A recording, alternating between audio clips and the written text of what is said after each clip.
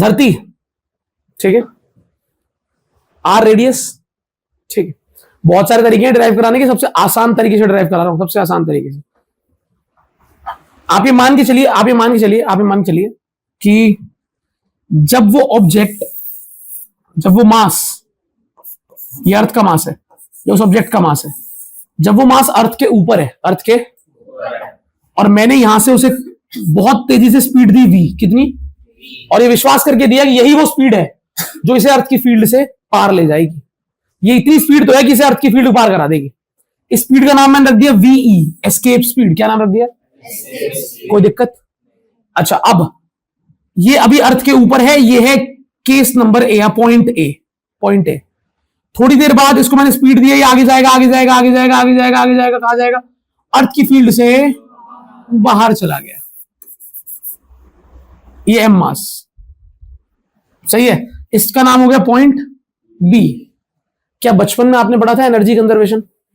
Energy के neither be created nor be, जितनी energy है उतनी एनर्जी रहती है, एनर्जी कभी चेंज नहीं होती। अच्छा, तो मैंने कहा एक काम करते हैं, क्या मैं जब ये मास ए से बी पे जा रहा है तो मैं एनर्जी कंजर्वेशन लगा देता हूं, अर्थात ए पर इसकी टोटल एनर्जी निकालते हैं और बी पर इसकी टोटल एनर्जी निकालते हैं और बराबर रख देते हैं।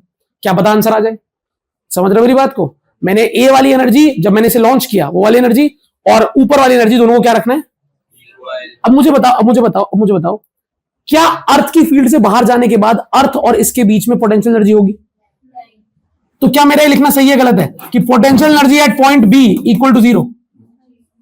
ये सही है गलत है? पॉइंट बी पर वो अर्थ की फील्ड से बाहर जा चुका है, क्या इस मास और अर्थ के बीच में कोई पोटेंशियल एनर्जी होगी? नहीं होगी। कि होगी? श्योर हो? अच्छा, एक और बताओ, क्या मैं ये चाहता हूं कि ये अर्थ की फील्ड से बाहर जाने के बाद भी मूव करता रहे, या बस कुछ भी करके अर्थ की फील्ड के बाहर तक पहुंच जाए? यही चाहता हूं ना। तो अगर जस्ट पहुंचते ही इसकी स्पीड 0 भी हो जाए तो भी मुझे कोई दिक्कत नहीं है, क्योंकि मैं तो बस ये चाहता हूं इतनी एनर्जी दे दूं यहां पे कि बस पार हो जाए। हाँ ना बोलो? तो वहां पर हम स्पीड कितनी मानेंगे कि जस्ट पार हुआ है और पार होते रुक गया, तो स्पीड क्या है? एक्स्ट्रा एनर्जी मान ही मैं बची है उसके पास। मैं मान रहा हूं यहां पहुंचते उसकी स्पीड कितनी हो गई?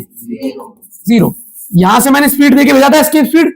बी पॉइंट अर्थ के बाहर आती स्पीड क्या हो गई? 0। तो अगर स्पीड 0 हो गई तो काइनेटिक एनर्जी क्या होगी? बी पॉइंट पे kinetic energy half M V square क्या होगा? 0। कौन इस बात से सहमत है कि हम बस ये चाहते हैं कि इतनी गति दे दें कि अर्थ की फील्ड के बाहर पहुंच जाए? तो बाहर जब जस्ट पहुंचा है तो स्पीड भी 0 होगी, रुक गया होगा, और पोटेंशियल एनर्जी तो होगी नहीं क्योंकि अर्थ की फील्ड से बाहर है। ये दो बातें आपके जहन में, दिमाग में चली गई हैं कि अर्थ की फील्ड से बाहर जाते स्पीड क्या हो जाएगी? क्यों हो जाएगी स्पीड 0? क्योंकि हमने यही माना है कि वो जस्ट अर्थ की फील्ड के बाहर ही पहुंचा है। इतनी ही जान मैंने दी थी, इतनी ही ताकत मैंने लगाई थी कि अर्थ की फील्ड 10 बार पहुंचते ही रुक जाए। अच्छा, यहां पर जब ये एम मास है ए पॉइंट पर, तब मैंने ए पॉइंट पर पूछा कि काइनेटिक एनर्जी क्या है। क्या मैंने इसे स्पीड दी है? कितनी? वीई। कितनी? क्या इसका मास m है? तो अभी इसकी ए पॉइंट पे काइनेटिक एनर्जी कितनी होगी? कौन सहमत है इस बात से? अच्छा, हाथ नीचे। क्या ये एम मास, ये छोटा एम मास अर्थ की फील्ड के अंदर है अभी? क्या ये अभी अर्थ की फील्ड के अंदर बैठा है? हाँ ना बोलो? तो क्या अभी इस एम मास और अर्थ के बीच में पोटेंशियल एनर्जी भी होगी? और पोटेंशियल एनर्जी जो होगी ए पॉइंट पर वो होगी -g, बड़ा मास छोटा मास अपॉन डिस्टेंस। अब डिस्टेंस इन दोनों के बीच का अर्थ का रेडियस ही होगा ना। इस मास और इस सेंटर के बीच की दूरी ऑलमोस्ट अर्थ के रेडियस के बराबर ही होगी ना? नहीं आया समझ में? क्या अर्थ का सेंटर और इस एम मास के बीच की दूरी कैपिटल आर के बराबर है? समझ में आ रहा है? मैं कैपिटल आर को अर्थ का रेडियस बोल रहा हूं, अर्थ के रेडियस के, ये अर्थ के रेडियस के बराबर दूरी है। तो हमें पता है दो मास के बीच की पोटेंशियल एनर्जी होती है -g m1 बाय आर, बीच का डिस्टेंस। तो ये आ गई पोटेंशियल एनर्जी किसकी? अर्थ की नहीं, मास और अर्थ के बीच की पोटेंशियल एनर्जी। तो जब मेरा मास ए पॉइंट पे था तो इसके पास काइनेटिक एनर्जी भी थी, पोटेंशियल एनर्जी भी थी। काइनेटिक तो मैंने ही दी थी, धक्का मारा था ऊपर जाने के लिए। तो यहां पर काइनेटिक एनर्जी मैंने दे रखी है इसको, पोटेंशियल पहले से है, हाँ ना बोलो। पर मैंने इसको बोला है कि तो अर्थ के फील्ड के जस्ट बाहर पहुंच जा, बेशक वहां जाके तेरी एनर्जी क्या हो जाए। तो मैंने इतनी एनर्जी दी है इसे कि कुछ भी करके अर्थ की फील्ड के बाहर पहुंच। आपको आज एक बात बता देता हूं, जब भी कभी कोई मास दूसरे मास की फील्ड से बाहर जाता है तो फील्ड के बाहर एनर्जी क्या होती है? अर्थ की ग्रेविटेशनल फील्ड के बाहर मासेस की एनर्जी क्या है? समझ रहे हो? अर्थ की फील्ड में अगर मास होता है तो अर्थ उसे अट्रैक्ट करता है, लेकिन अगर वो फील्ड के बाहर चला गया तो अर्थ अट्रैक्ट। कोई भी चीज जो फील्ड के बाहर है उसकी एनर्जी क्या होती है? क्या होती है? क्या होती है? अभी लॉजिकल बात भी करूंगा आपसे। अगर आपको यहां तक समझ में आ चुका है कि ए पॉइंट पर काइनेटिक पोटेंशियल इतना होगा, बी पॉइंट पर इतना होगा, और मैं जानता हूं एनर्जी कंजर्वेशन कहती है क्या? कि total energy at A is equal to total energy at, तो ए पर एनर्जी कितनी है? Half M V E plus नहीं, प्लस में क्या है?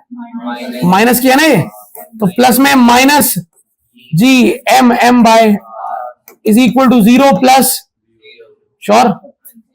तो half M V square minus G M M by R equal to, ये माइनस वाली चीज को इधर ले आओ, half M V square is equal to G M M by small M से स्मॉल एम, 2 ऊपर जाएगा, 2 ऊपर जाएगा, तो वीई का square is equal to 2 G M by, square को उधर ले जाओ, एस्केप स्पीड आ जाएगा under root 2 G M by under root 2 G M by R, where M is the mass of earth, R is the radius of earth, G is universal gravitational constant, और 2 तो 2 है ही। तो इन सब की value मुझे पता है, 2 की वैल्यू मुझे 2 पता है, जी की वैल्यू पता है 6 पॉइंट पता है, जी के 10 की पावर -11, मास ऑफ अर्थ पता है मुझे, रेडियस ऑफ अर्थ पता है मुझे, सबकी वैल्यू जब मैंने पुट करी, देखना यहाँ पे, देखना यहाँ पे, मैं इसको यहां पे लिख रहा हूं बच्चों, यहां तक हम पहुंच गए। जब मैंने सबकी वैल्यू पुट करी तो इसका नियरली आंसर आया 11.2 किलोमीटर पर सेकेंड। ये वो स्पीड की वैल्यू है 11.2 किलोमीटर पर सेकेंड। अगर इतनी स्पीड से आप किसी भी ऑब्जेक्ट को फेंकते हो तो वो अर्थ के बाहर चला जाएगा, अर्थ के अंदर कभी नहीं आएगा। ये 11.2 किलोमीटर पर आर नहीं है जो आपके स्पीडोमीटर पे होता है, ये किलोमीटर पर आर नहीं है। एक घंटे में 11 किलोमीटर नहीं, एक सेकंड में 11 किलोमीटर। आप सोचिए एक सेकंड कितनी जल्दी होता है, इतनी जल्दी कोई ऑब्जेक्ट 11 किलोमीटर कवर कर ले, इतनी गति से फेंकोगे तो अर्थ के पार जाएगा, वरना अर्थ के पार नहीं जाएगा। तो अगर आपको किसी भी ऑब्जेक्ट को यहां बैठ के लॉन्च करके छोड़ देना है, उसमें कोई इंजन नहीं लगा रखा जो हर वक्त धक्का मार रहा है, यहीं से धक्का मार के छोड़ना है, तो इतनी स्पीड दे देना, बस 11.2 किलोमीटर पर सेकंड की स्पीड दोगे, ऑब्जेक्ट बाहर जाएगा, वापस कभी नहीं आएगा। ठीक है भैया। अब इस फॉर्मूले के बहुत वेरिएशन है, अभी देखेंगे, आपको सिखाऊंगा। अभी under root 2 G M by R, आप ये बताओ, आप समझ गए कैसे ड्राइव किया? डायग्राम बनाया, अर्थ एम मास, फिर यहां से मैंने इसको v स्पीड देके लॉन्च कर दिया और वहां पहुंच गया फील्ड के बाहर। फील्ड के बाहर पहुंच के काइनेटिक भी 0, पोटेंशियल भी, और जब अर्थ के सरफेस पे बैठा था तब काइनेटिक हाफ एम स्क्वायर और potential minus G M M by R. तो यहां पे total energy is equal to वहां पे टोटल एनर्जी को बराबर रखा, सॉल्व करके आंसर आ गया, एम से एम कट गया, आपके पास आ गया under root 2 G M by R. Escape speed is equal to under root 2 G M by R. तो ये वो स्पीड है जिससे आप बॉडी को अगर फेंकते हो तो ये बॉडी अर्थ के पार जाएगी। एस्केप स्पीड का जो फॉर्मूला है उस पर थोड़ा सा फेरबदल करते हैं और आपको रटवाने का प्रयास करते हैं कि भाई एस्केप स्पीड एक बच्चे के लिए होती है under root 2 G M by under root 2 G M by R. M earth का मास, आर अर्थ का radius, G universal gravitational constant. ध्यान से देखो। लेकिन हमने एक फॉर्मूला पढ़ा था, शायद आपने ही पढ़ा हो, स्मॉल जी का formula, small G is equal to G M by R square. ऐसा मुझे याद आ रहा है, किसको याद आ रहा है? ऐसा हाथ ऊपर करो भाई। ये रिलेशन था, relation between small G and capital G, याद है? नहीं आया? दूसरी क्लास का पहला रिलेशन था हमारा, याद आ गया? अच्छा, इस आर स्क्वायर में से एक आर को, दो आर है ना यहाँ पे, आर स्क्वायर है, एक आर को ऊपर ले जाऊं तो हो जाएगा G into is equal to G M by, तो जी एम बाय आर की क्या वैल्यू आ गई? जी आर। क्या मैं इस डाटा से जी एम बाय आर की वैल्यू यहां पुट कर सकता हूं? क्या लिखा है? 2 जी एम बाय आर लिखा है ना, और जी एम बाय आर की वैल्यू क्या आ रही है? G into G M by R, G into R के बराबर आ गया। मैं इस जी एम बाय आर की वैल्यू पुट कर दूंगा तो एस्केप स्पीड का नया फॉर्मूला क्या आ जाएगा? टू तो ऐसे ही रहेगा, जीएम बाय आर किसके इक्वल, जी आर के, √2।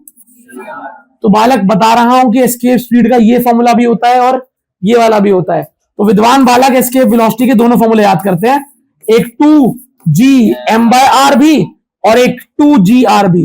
ये दोनों फॉर्मूले वैलिड हैं, दोनों फॉर्मूले सही है, पक्की बात है। अच्छा, स्मॉल जी की वैल्यू लेते हैं 9.8, आर अर्थ का रेडियस 2 है। दोनों केसेस में अगर वैल्यू पुट करके सॉल्व करोगे तो एस्केप स्पीड की वैल्यू 11.2 किलोमीटर पर सेकंड आती है।